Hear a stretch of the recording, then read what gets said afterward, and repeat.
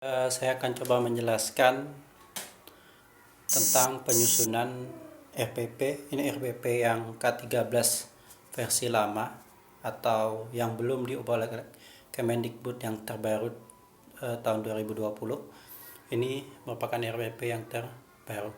Pada dasarnya sama. Kita lihat di sini identitas. Ini identitas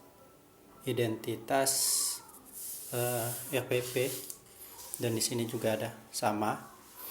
Di sini ada KD. KD ini salinan dari silabus ya, atau kompetensi yang dari pemerintah. Di sini kompetensinya ditiadakan. Di sini ditiadakan. Yang selanjutnya poin B, ada indikator. Di sini indikatornya dihilangkan. Indikator ini kemarin sudah kita pelajarin, dia ada di program tahunan dan program semester, dan akhirnya jadi di silabus ya. Maka ini harus sama dengan yang silabus. Sedangkan di sini indikatornya tidak dibuat, tapi dia langsung tujuan pembelajaran.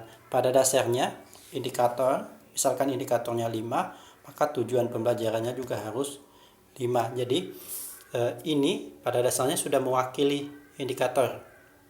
Ini mewakili indikator ya. Baik, jadi tidak ada permasalahan kalau indikatornya tidak dimasukkan, maka di sini kita udah bisa baca indikatornya, menjelaskan pengertian, menjelaskan tujuan, menjelaskan mengantisipasi, dan selanjutnya. Sekarang penyusunan tujuan pembelajaran. Berdasarkan teori belajar, penyusunan belajar itu harus mengandung makna. Seperti kalau Anda ke pasar, tujuannya mengapa Anda ke pasar? Anda ke pasar dengan siapa? Anda bawa apa? Anda naik apa? Anda mengharapkan apa? Dan hasilnya Anda dapat apa? Jadi dia harus detail.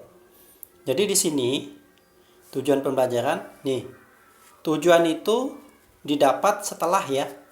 Jadi dia harus setelah mengikuti mata pelajaran. Jadi kalau belum belajar belum bisa dapat. Setelah mengikuti mata pelajaran, apa mata pelajarannya? Simulasi digital, ada di atas nih, simulasi digital. Apa materinya? Pokok bahasanya memanfaatkan perangkat lunak, pengolah informasi. Siapa yang diajar? Siswa kelas 10. Apa yang kita harapkan? Mereka dapat menjelaskan pengertian. Pengertian yang seperti apa? Dengan benar. Ya, di versi 2020 sama nih, dia dibuat di atas. Setelah mengikuti proses pembelajaran, peserta didik dapat. Nih, sama ya. Tapi versi lama dia dibuat semuanya dibuat lengkap. Nih, setelah mengikuti siswa kelas 10, kelas 10, pokok bahasanya, kalau tadi di sini indikator 1 perangkat pemanfaatan perangkat lunak, yang kedua itu pokok bahasan pemanfaatan perangkat lunak. Ya, pemanfaatan. Yang ketiga apalagi? Jadi indikatornya berubah-ubah. Kalau 1 untuk tujuan untuk indikator 1, 2 untuk 2, dan selanjutnya. Dia beriringan. Baik ya. Sekarang di RPP versi lama, materi pembelajaran ini ada 5. Jadi tujuannya 5, indikator 5, tujuan 5, materi 5. Ya. Paham? Dan di sini materinya tidak dituliskan lagi karena dianggap sudah diwakilkan oleh tujuan. Indikator dan materi sudah diwakili oleh tujuan pembelajaran. Sekarang langkah kita masuk ke tahap selanjutnya. Oke, ini ada alat, media, dan bahan. Alat, media, dan bahan. Kalau di sini disebutkan, bedakan alat, media, bahan ya. Alat-alat, media, dan bahan-bahan. Baik, ini. Kalau di sini tidak disebutkan lagi alat, media, bahan, karena alat yang digunakan, media, dan disebutkan harus disebutkan di dalam langkah, di dalam sini. Jadi nggak harus disebutkin, oh kita pakai apa, tapi disebutkan di langkah. Baik, itu.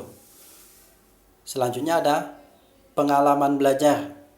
Kalau di sini namanya langkah-langkah pembelajaran. Tetap pakai 3 tahap. Pendahuluan, kegiatan inti, kegiatan penutup. Ini pendahuluan, nih kegiatan inti, penutupnya. Nah, ini penutup. Oke, ini penutup. Ya. Untuk waktu ini kalau 10 ada checklist di atas berarti dia menit, bacanya menit 40 10 menit, 40 menit. Itu lihat lagi di program semester atau silabus yang sudah pernah kita buat. Kan di sini ada di identitas nih. 2JP 2 kali 40 menit berarti 90 menit. Jadi kita bagi aja pembukaan mau berapa menit dan total kegiatan pembelajaran itu, kegiatan belajar ini totalnya 90 menit. Kalau ini alokasi waktu 135 menit. Berarti kita alokasikan mau berapa menit, tapi di sini tidak dituliskan menitnya. Nah, oke, baik ya, tidak dituliskan. Karena di sini dibuat materinya padat. Jadi bayangkan 135 menit, 1 jam itu 45 menit tinggal dibagi. Berarti berapa kali? Kalau kita masuk kelasnya 2JP atau 2 kali 45 menit, berarti kita bagi 135 dibagi 90. Jadi kita satu lembar ini kita gunakan untuk berapa kali ngajar. Tapi kalau yang ini nih 2 kali 45 menit ya, pertemuan ke-1 dan kedua. Oke. Paham ya? 2JP. Berarti 1 JP-nya 2 kali 45 menit, berarti ini 2 kali masuk kelas. 2 kali 45 menit di pertemuan pertama, 2 kali 45 menit di pertemuan kedua. Jadi RPP ini dipakai untuk 2 kali masuk kelas. Sedangkan ini tadi ya, silakan dihitung. 135 menit itu 35 menit. Itu berapa? Jika kita pakai per 1 jamnya 45 menit. Oke, baik. Di kegiatan pembelajaran nanti silakan dibaca. Filenya sudah dibagikan. Penilaian sekarang. Kalau penilaian di sini dituliskan penilaian, ada teknik. Anda mau nilai pakai teknik apa? Rubrik penilaian proses belajar. Karena kita tahu taksonomi belum ya? Ada 3, afektif, kognitif, psikomotor. Anda mau nilai pembelajaran yang di RPP ini pakai afektif, kognitif, atau psikomotor. Ya, instrumen penilaian kognitif. Ya, nih. Jadi ada nomor tes potensi. Ya, tes penilaian kompetensi. Ini soalnya dan dia punya skor. Dan ini penilaiannya apakah karena kognitif, psikomotor atau afektif. Boleh dicentang. Ini skor. Dan total skor ini 100. Harus 100. Kalau tidak 100 berarti kita gunakan rumus kali bagi kurang atau tambah, sehingga kalau dia benar semua menjawab ini nilainya tetap 100. Boleh menggunakan nilai puluhan atau satuan. Kalau satuan berarti nilai dia benar semua dapat nilai 10.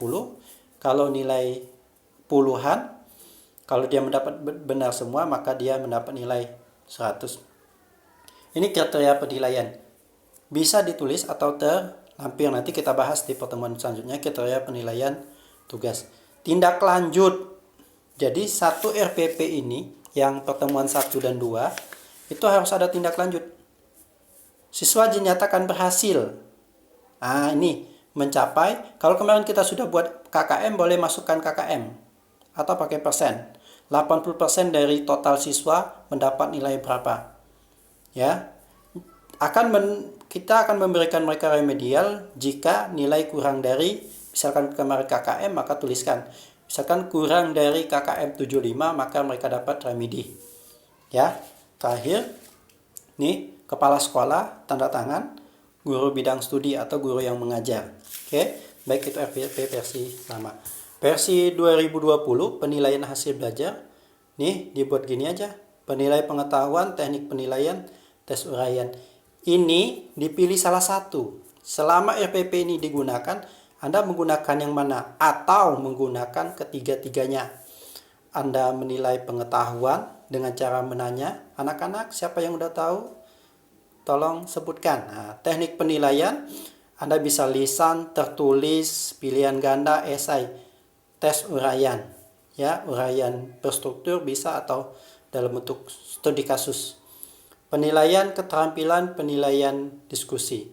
Jadi ini kebijakan guru dia mau nilai pakai apa? Dalam satu RPP nih, ya, 135 menit pembelajaran. Ada kepala sekolah? Oke, ditandatangani di mana, dibuat di mana, tahun, bulan, tahun. Oke, baik. Saja yang dapat saya jelaskan, silakan yang belum jelas silakan dipertanyakan di grup kelas. Terima kasih.